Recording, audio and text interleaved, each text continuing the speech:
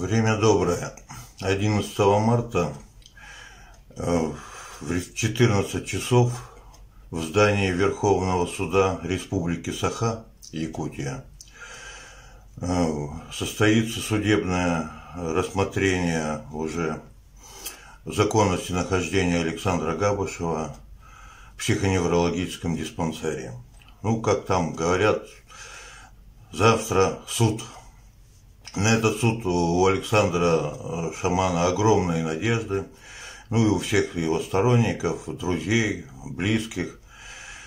И начали собирать Сашу на суд, и оказалось, сейчас вот мне пишут, что у него даже брюк нет, чтобы в центр города Якутска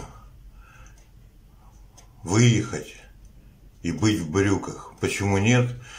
Сестра Катя написала, что вся его одежда, в которой он был, она заляпана кровью, Саши не отстирывается,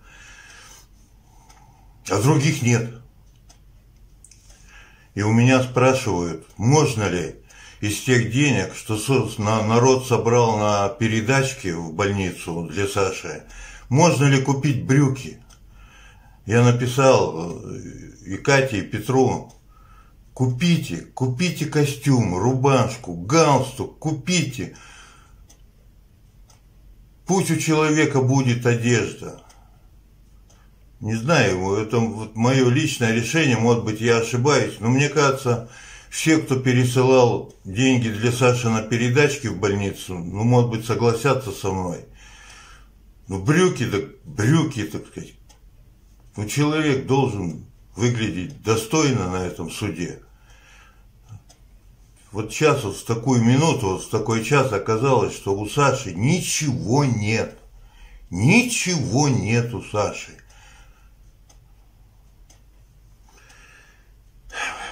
Все мы надеемся, что Саша скоро окажется на свободе. Знаете, почему я в это верю? Все равно он окажется на свободе.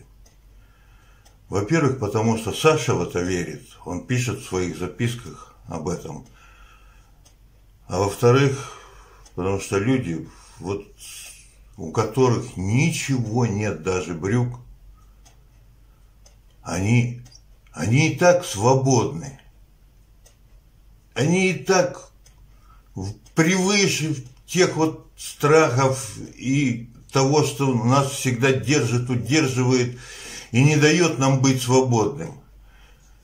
И они, прежде всего, они достойны не только свободы от материального мира, они достойны и являются образцом свободы духовной. За свободу Александра Габышева.